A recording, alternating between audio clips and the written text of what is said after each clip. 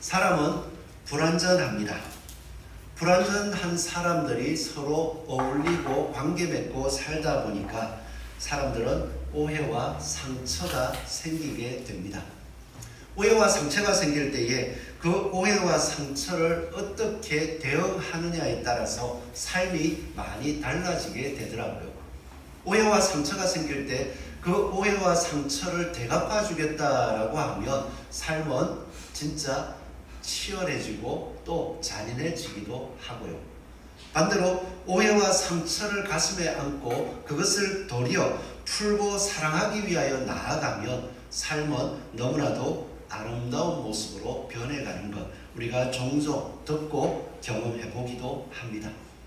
이러한 삶은 믿음의 사람에게 있어서도 마찬가지더라고요.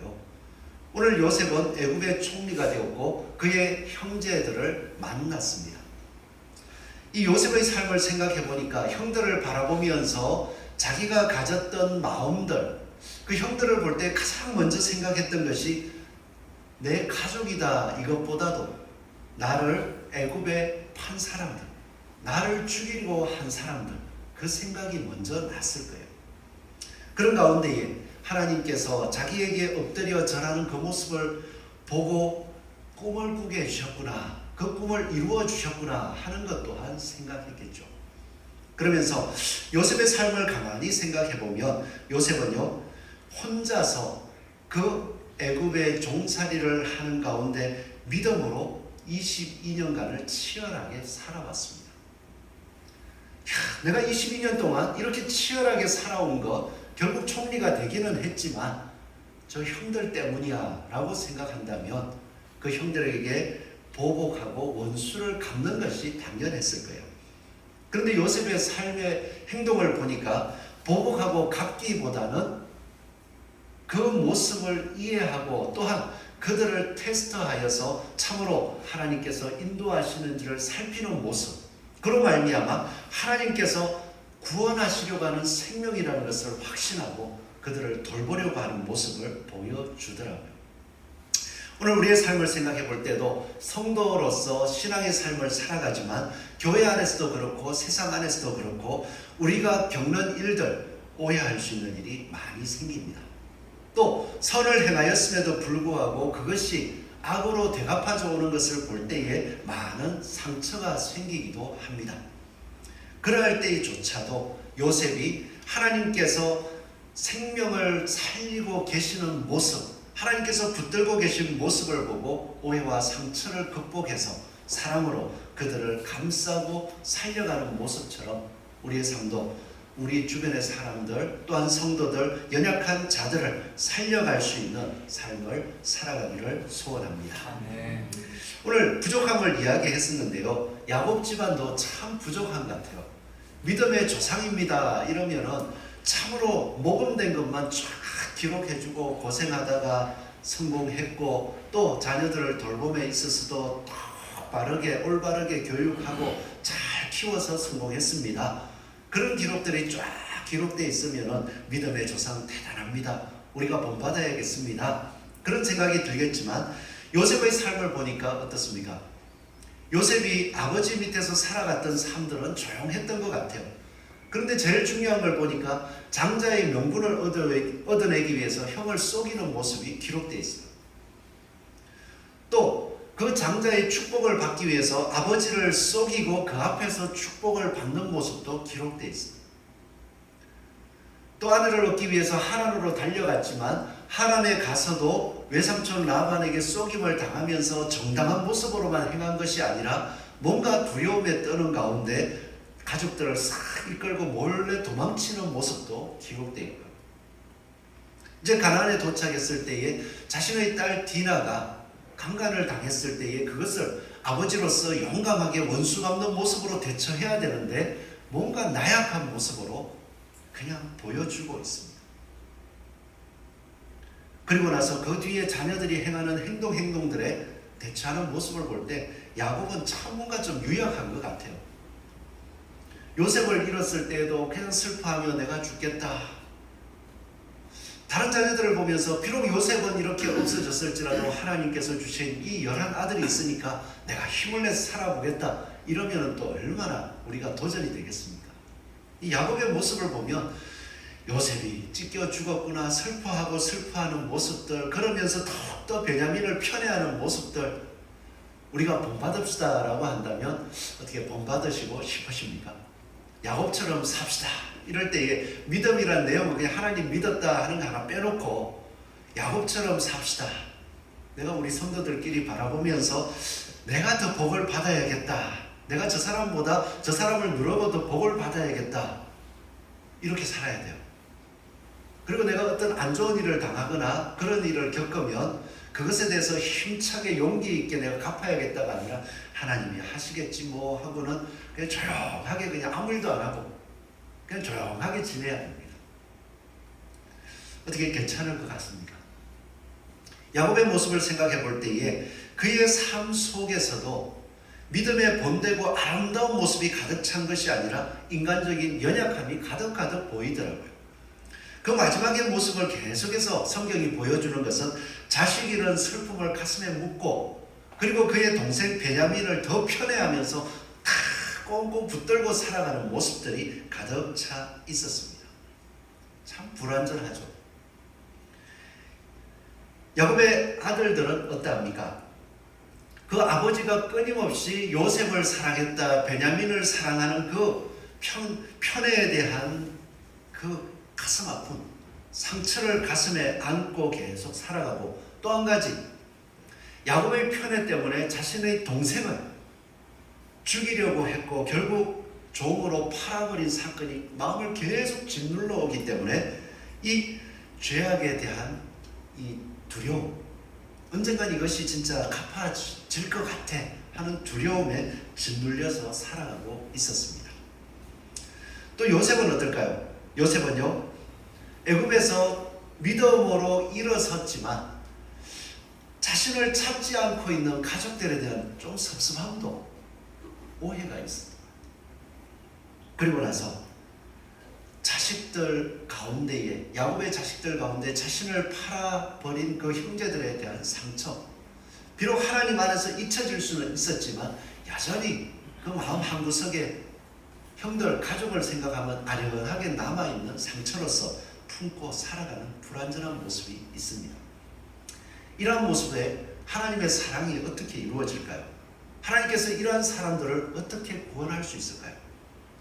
오늘 요셉을 중심으로 생각해 볼 때면 요셉이 생각할 때 아버지의 사랑을 기억하지만 이 애굽에서 살아가는 22년 동안 자신을 전혀 찾지 않고 자신을 찾고 있다는 뭐 소식 하나, 어떤 사람 하나 들려오지 않는 것을 생각할 때면 아버지에 대한 오해가 있을 것 같아요. 아버지가 그렇게 나를 사랑하더니 내가 이렇게 종으로 팔렸는데도 이 종된 나를 찾으려고 하지를 않아. 거기에 대한 섭섭함도 오해할 수 있는 거죠. 그런 가운데에서 나는 이제 하나님께서 이 수고와 고생 속에 이렇게 애굽의 총리 삼으시고 성공하고 살게 해주셨으니 참 감사하다, 그런 마음을 가지고서 나아갈 수 있지만 그 가족들을 바라볼 때에 그들에 대한 생각이 참 우리 가족들 아버지가 편애했지만은 그 믿음 하나 가지고 있어서 너무 멋진 분이야.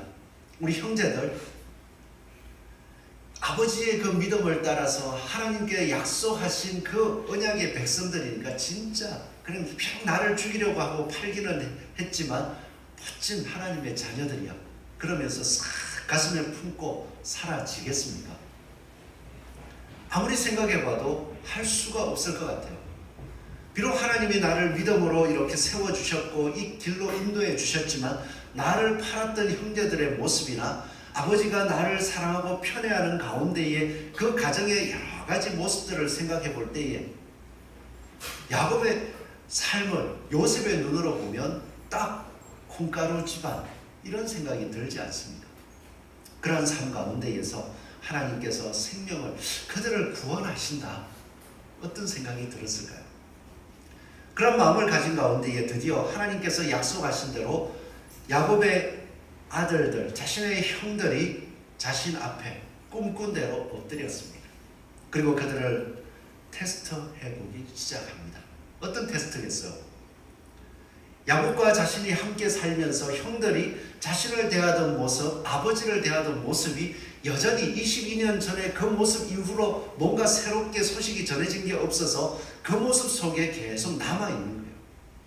22년 뒤에 형들을 만났지만 형들의 모습은 자기 머릿속에 자신을 시기하여서 그리고 자신을 미워하여서 죽이려고 하고 판 사람들이었습니다. 그리고 요셉이 바라보는 그 형들은 여전히 아버지를 마음에 들어하지 않고 아버지의 권위를 무시하고 자기들 마음대로 자신이 마치 족장이라고 된 것처럼 자기 마음대로 행하는 형들이었습니다. 그러기에 요셉은 하나님의 뜻으로 세워졌고 믿음의 가족이라는 것은 알고 있지만 여전히 악한 자인지 아니면 좀 달라졌는지 테스트하기 시작했습니다. 그것이 오늘 읽지 않은 44장에 나오는 말씀인데요. 그 테스트를 어떻게 했냐면 형들이 요셉이 명령한 대로 베냐민을 데리고 내려왔습니다. 그리고 베냐민을 보니까 자기의 동생이잖아요. 그리고 자기가 그 야곱의 아들로서 아버지와 함께 살아갈 때에 사랑받고 또 형들에게 미움받았던 그 생각이 탁 떠오르면서 베냐민의 모습을 보니까 얼마나 그 형제로서 친형제로서의 마음이 정이 막 올라오는지 몰래 가서 펑펑 울고 와가지고 이제 밥 한 끼 먹고 다 돌려보냈습니다. 돌려보내면서 베냐민의 곡식 자루에다가 자신이 점칠 때 쓰는 은잔을 넣어놓고 그냥 보낸 거예요. 그리고 조금 있다가 갑니다. 청지기를 보내서 이야기합니다. 너희들 왜 그랬느냐? 우리 주인이 점 잘 치는 사람인 줄 모르느냐? 왜 주인이 점치는 은잔을 훔쳐갔느냐? 라고 이야기하면서 누명을 씌웠습니다. 그랬더니 형제들이 다 같이 절대 아니다. 우리는 그런 사람이 아니다. 정직하다. 오죽했으면 지난번에 곡식 안에 들었던 그 곡식값, 그 돈들도 다시 가져오고 당신에게 예물까지 가져왔겠느냐. 우리 정직하다. 만약에 우리가 너무나도 정직하니까 만약에 누구에게 쓰던 은잔이 나오면 그 사람은 죽고 우리 나머지 10사람은 종이 되겠다. 호언장담을 했습니다. 그래 알았어. 그렇지만 혹시라도 은잔이 나오면 너희들 말한 대로 그럴 필요 없어. 그 나온 사람만 종이 되고 너희들은 집으로 그냥 돌아가. 그러면서 여유를 탁 뒀어요. 이제 첫째부터 시작해서 자루를 엽니다. 자루를 여는데 이상하죠. 은잔은 없는데 곡식 판 돈, 곡식 산 돈, 그게 그대로 다 들어있는 거예요. 이상하다 하지만 은잔이 안 나오니까 계속 풉니다. 마지막에 베냐민의 곡식 자루를 풀었더니 거기서 은잔이 땡글 나오네요. 그 순간 이 형제들의 마음은 어떨까요? 예전 같았으면 요셉을 미워하고 시기하는 그러한 상태에 있었다면 베냐민의 그 곡식 자루에서 잔이 탁 튀어나왔을 때에 여전히 편애받는 베냐민을 미워하고 시기하는 마음에 깔려가지고 저 청지기가 이야기하기를 잔이 나온 사람만 종이 된다고 했으니까 우리는 안전하구나. 안도의 한숨을 쉬지 않겠습니까? 그래서 어떻게 되는지 상황을 보자. 우리 청지기가 이야기하기를 은잔이 나온 요 베냐민 도둑질을 한 사람이니까 종 삼겠다. 데려가겠다. 너희들은 평안히 가라. 그렇게 얘기하면 당연하게 가지 않겠어요. 집에 있는 자기의 아내와 자식들, 그들에게 빨리 가서 먹을 걸 갖다 줘야지. 요 베냐민은 왠지는 모르겠지만 은잔을 하여간 훔쳤네. 그게 나왔으니까, 증거품이 나왔으니까 그래 종 되는 게 맞구나. 요셉을 판 형들의 모습을 생각하자면 그렇게 행동하지 않겠습니까? 그런데 이 형들의 모습이 달라졌더라. 형들의 모습이 달라졌는데 어떻게 하냐면 그럴 수 없는 일이 생겼으니까 이 베냐민만 보낼 수 없습니다. 그러고 형들이 다 같이 따라갔어요. 요셉 앞에 엎드려서도 우리는 그러지 않았는데 이게 나왔으니까 어떡합니까? 라고 하면서 그 대답이 뭐냐 하면 하나님께서 우리의 죄악을 발견하셨으니 그렇게 대답을 하더라고요. 우리는 그 모습 속에서 이 유다와 형제들의 변화, 하나님께서 만져주시고 하나님께서 일하고 계심을 볼 수가 있습니다. 지금 억울한 누명을 썼어요. 그리고 나서 요셉 앞에 엎드려서 저 억울합니다. 그 이야기를 하고 있습니다. 근데 이 억울함을 해소하고 풀 방법이 없는 거예요. 그때에 생각한 유다의 고백이 뭐냐 하면 하나님께서 우리의 죄악을 발견하셨어요. 이게 무엇입니까? 형제들의 죄악이 뭐였어요? 요셉을 억울하게 어떻게 보면 시기하고 하나님의 꿈을 꿨다고 미워하면서 팔아버린 거잖아요. 잘못을 한 것이 없는데도 팔아버린 것이죠. 그것을 기억하고 예전 22년 전에 우리가 했던 그 일들을 하나님께서 발견하시고 우리가 그 일을 겪게 하시는구나. 그 하나님을 기억하고 하나님을 바라볼 수 있는 사람이 되어 있더라고요. 참으로 야곱의 자녀들은 야곱이 만난 하나님을 보는 사람들로 변해 있는 것을 요셉은 보게 되었습니다. 이런 변화들을 생각할 때에 상처 입은 사람들, 불완전한 사람들, 그들이 서로 살아갈 때에 우리의 생각은 어떻습니까? 변화가 될 것 같습니까? 오늘 제가 유다와 요셉의 형들의 이야기, 우리가 누명을 썼을 때 하나님이 우리의 죄악을 발견했습니다. 이 고백을 통하여서 하나님께서 일하십니다. 하나님께서 그들의 마음을 만지셨습니다. 요셉이 그 모습을 보게 되었습니다. 이렇게 이야기할 수 있는 것. 여러분도 이 유다의 고백 속에서 동일하게 볼 수 있습니까? 성경을 읽으면서 유다의 그 고백, 하나님이 우리의 죄악을 발견하셨습니다. 그 고백을 바라보면서 유다가 변했구나. 아버지 야곱이 그 하란에서 라반의 억눌림을 당하다가 라반이 야곱을 죽이려고 쫓아왔을 때 하나님이 선악간에 판단하시면서 심판자로 서주셨고, 그리고 야복강에서 야곱이 자신의 죄악, 형에게 에서에게 행했던 자신의 죄악을 깨닫고 하나님 앞에 구원을, 생명을 얻기 위하여 간절히 기도했을 때에 하나님께서 그를 용서하시고 살리시며 에서의 용서를 받도록 인도해 주시는 공의의 하나님이시라는 것을 드디어 유다도 깨달았구나. 그리고 이 가족들이 드디어 하나님 앞에 자신들을 돌아보고 그 아버지의 모습을, 비록 연약하고 그래서 좀 무시할 수 있는 것 같았던 아버지를 사랑할 수 있는, 믿음 안에서의 그 아버지로서 사랑할 수 있는 모습이 되었구나. 이런 것이 보여집니까? 제가 이 말씀을 드리는 건 저도 그전에는 그냥 읽었어요. 요셉이 이렇게 됐구나. 유다가 요셉 앞에 엎드려서 이런 이야기를 했고 요셉이 그렇게 사랑해서 품어줬구나. 그냥 그렇게만 끝났어요. 근데 설교를 준비하고 말씀을 곰곰이 창세기를 계속해서 묵상하고 되짚다 보니까 야곱이 가졌던 믿음과 그 믿음을 주신 하나님께서 그 언약의 백성들에게 그 믿음을 보게 하시고 그들이 자라게 해 나가시는 과정들이 틈틈이 그 말 한마디 속에 보이고 그들의 행동 속에서 느껴지는 거예요. 진짜 하나님은 약속하셨기 때문에 그냥 변화시키지 않고 냅두면서 이끄시는 게 아니라 생명을 주시기로 약속하셨고 하나님을 드러내게 하셔야 되기 때문에 언약의 백성들을 계속 간섭하시고 변화시켜 가시고 그들의 삶 속에서 하나님이 어떠한 분인지를 맛보게 해주시더라고요. 우리에게 내 자신 속에서 하나님께서 맛보게 해주시는 그 믿음 보고 감사할 수 있는 은혜가 충만하기를 소원합니다. 아멘. 이거를 봐야, 이거를 매 순간 볼 수 있어야 우리 성도들 한 사람 한 사람, 좌우에 앉으신 분들 함께 식사하고 함께 기도하고 예배드리는 성도들의 모습을 볼 때에 다 달라요. 어떤 사람은 진짜 야곱 같을 수 있습니다. 또 어떤 성도들은 야곱의 아들들처럼, 열아들들처럼 자기의 이기심과 자기의 고집과 자기의 유익을 위하여 여전히 일하고 있는 사람일 수 있습니다.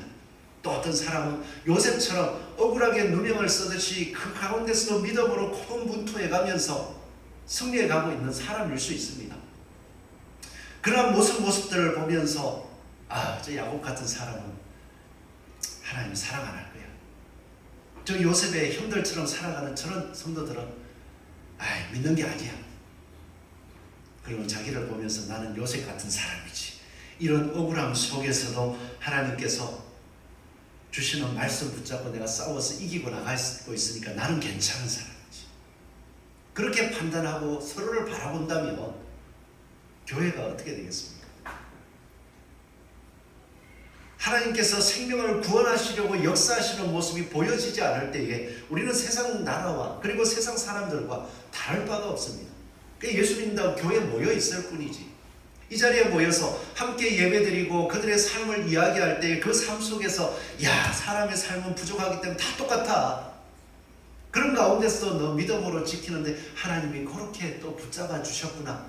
하나님이 너를 그렇게 붙잡아 주시는 거 보니까 하나님이 구원의 자리에 이르게 해주실 거야.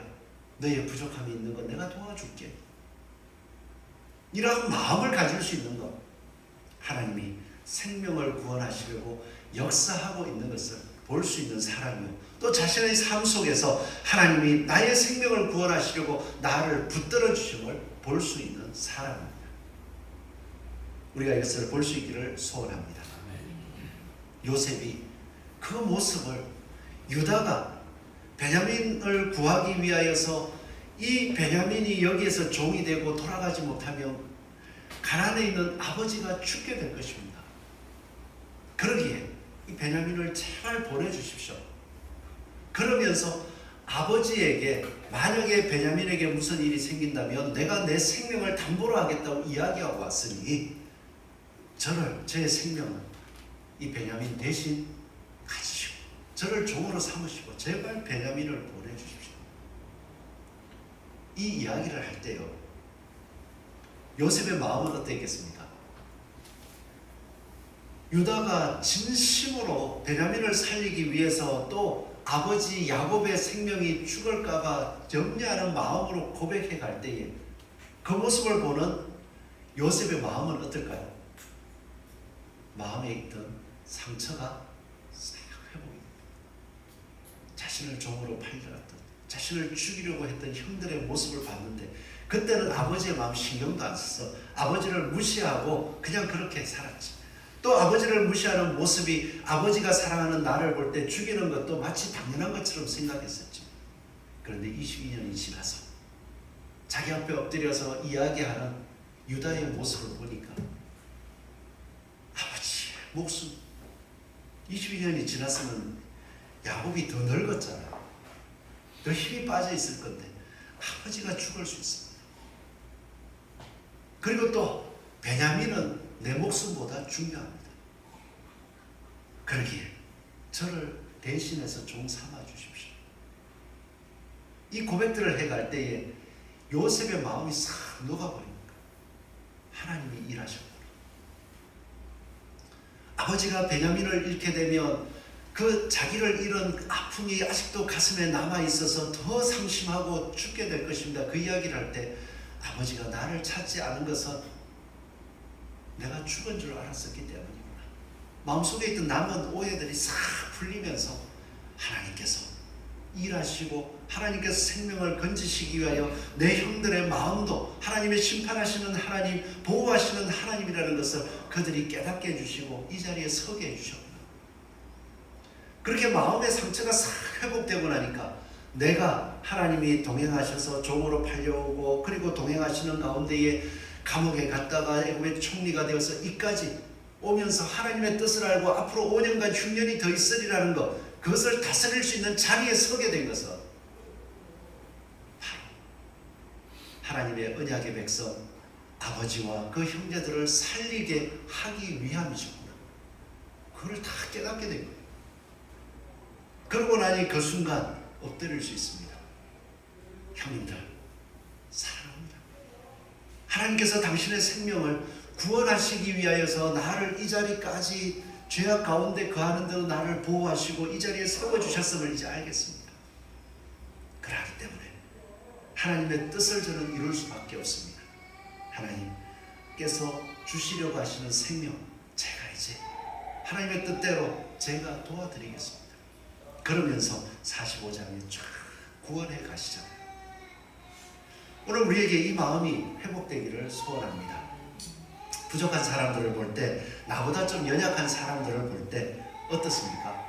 우리가 서로를 바라볼 때에 요셉처럼 하나님이 살리시고 계시는 사람들입니다.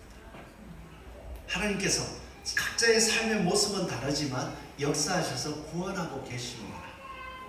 부족함을 자꾸 보지 말고 왜 하나님이 구원해 주셨는데 왜 이것도 안 하고 저것도 안 하고 왜 이러는지 모르겠다 하면서 미워하는 마음들, 아니면 속상한 마음들로 사람들을 바라보지 마시고 이제 거꾸로 생각해요.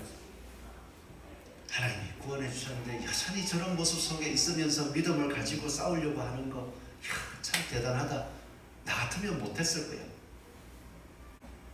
하나님께서 그런 사람들을 생명을 건지시기 위해서, 생명을 구원하기 위해서 계속 일하고 계시더라고요.